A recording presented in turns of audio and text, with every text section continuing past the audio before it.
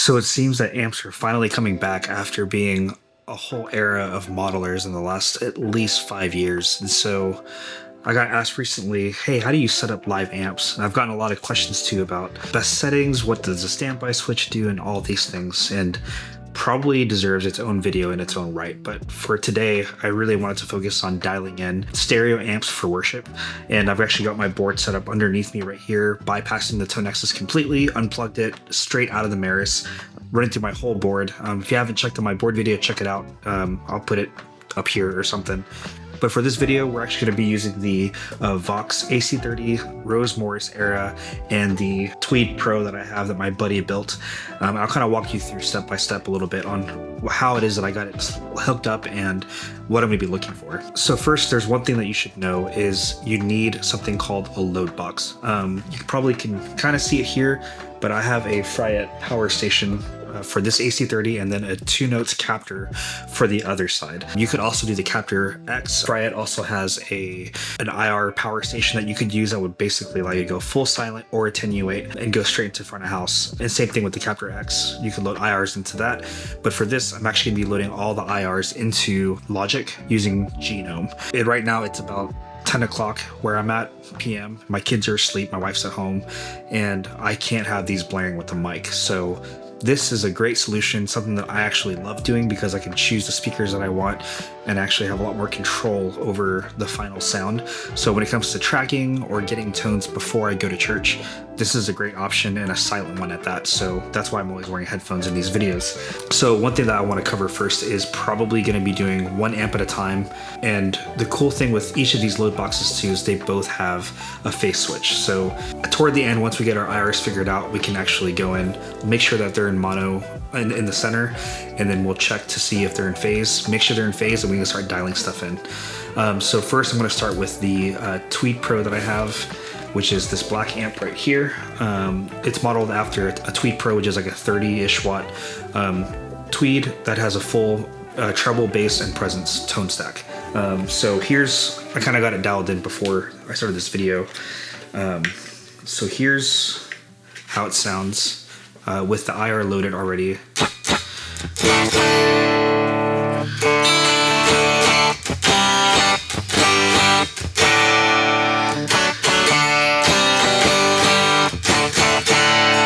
So that sounds, to me, it sounds great. I'm really liking what I'm hearing. And we're going to go over to the AC30.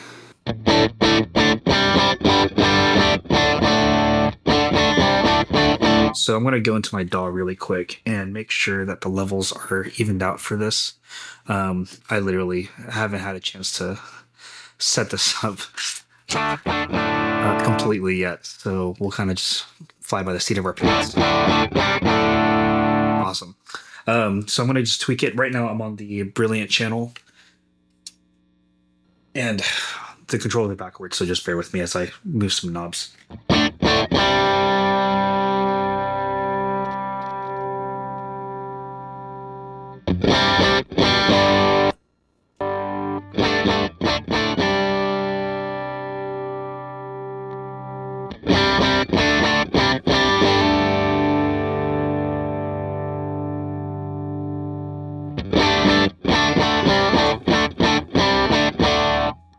So out the gate, I didn't really have to do much. I do have both amps set to edge of breakup, and the one thing that I will say that will start balancing out is as we get with the wet effects and start checking gains, the one thing that I want to kind of make sure that both amps are doing is breaking up at the same time. Sometimes if you have it mismatched or one's more saturated than the other, what'll happen is the reverb decay or even drives may sound a little more different, and then you'll start get like hear an imbalance of panning. And so because I don't expect front of house to keep monitoring those gain levels, I want to try to make sure that I get all that sorted out here. And the same principles work too whenever you're live at church and getting things tweaked out. I think the gain plays a tremendous role in this. And in my case, both these amps do not have a master volume. So let's hear both amps together. Let's check phase, make sure they're actually in phase with each other. And there's a phase button. I'm just going to click to make sure.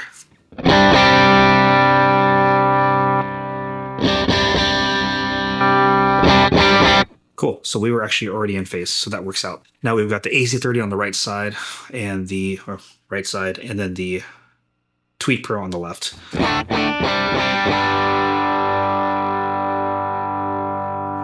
now I'm just going to level set everything.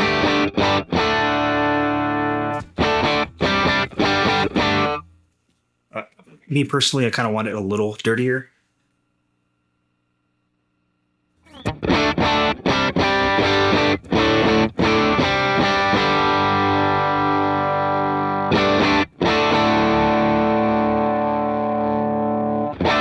Also, what I'm listening to is like, there's it's kind of weird for me, but I prefer having amps to have like the same amount of low end, especially in treble. The mid response is going to be generally different between these two amps, but I want to try to make sure the low end and the high end responds similar so that when I start adding drives, it's not going to freak out on me or do anything weird. So I'm going to try to get this low end figured out.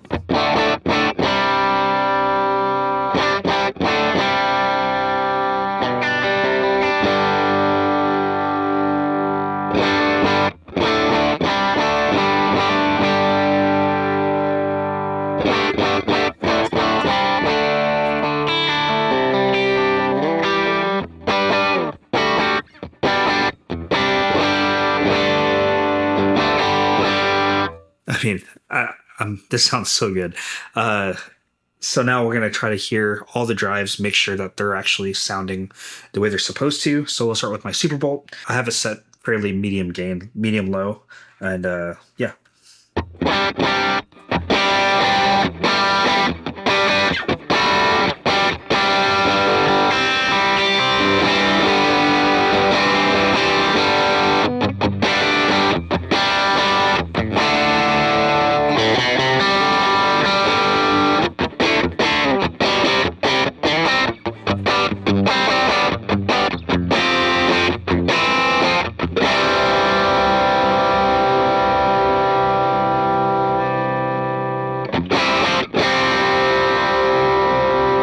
So I'm not sure if you can hear it, but the right side, which is the AC30, kind of has this extra sizzle, which, you know, could work, but I'm going to try to balance it out.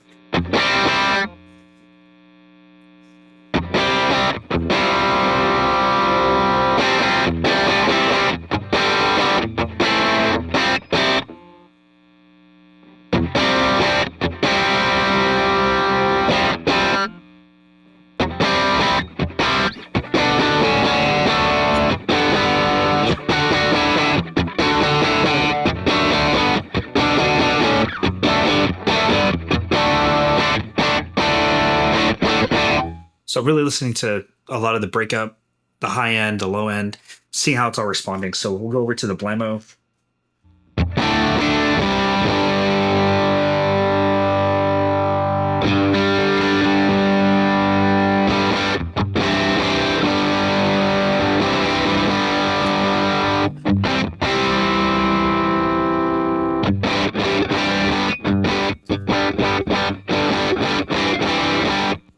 Cool, sounds great. And then the Proanalog dual drive on the clean side here.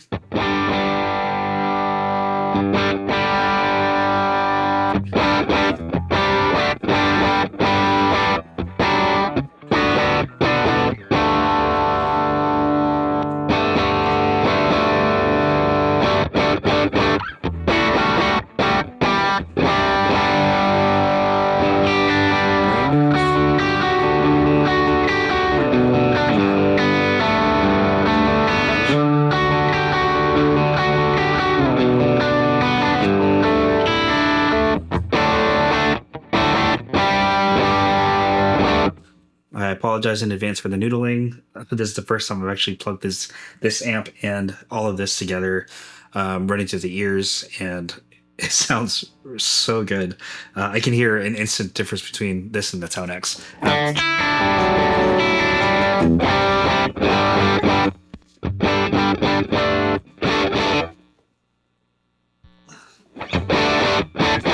Blammo sounds better at 18 with amps.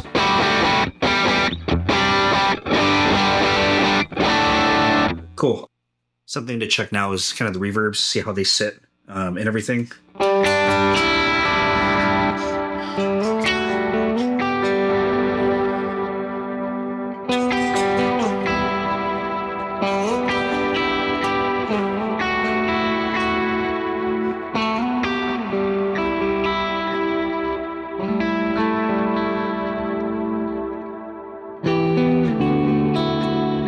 this is what I was worried about, is the left side still feels a little weird. We'll just kind of see if it'll...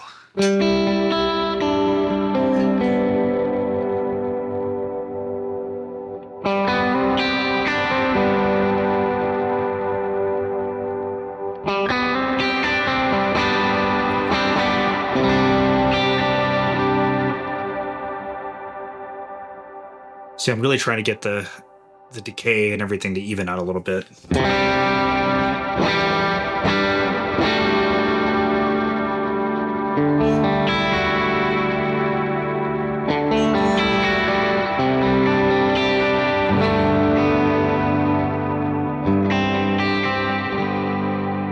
Let's back up the volume.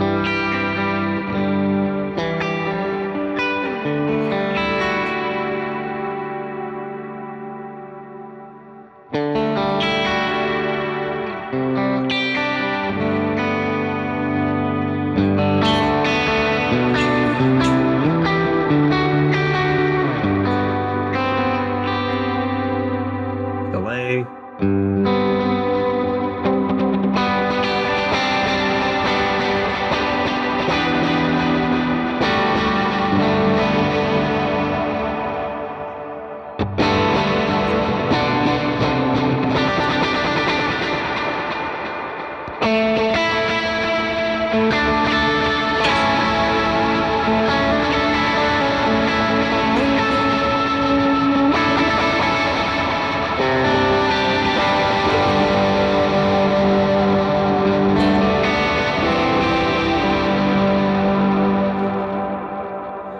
And that's pretty much it. One thing I'll mention too is if you're not sure how to EQ the guitar, especially after all this, this is a great starting point. I always recommend doing a high shelf, and I wouldn't go any lower than 6.5K. And hopefully that'll help kind of give you a good starting point for dialing in amps for stereo, and some EQ tips too, because I don't think people talk about it enough. So thanks for watching, guys.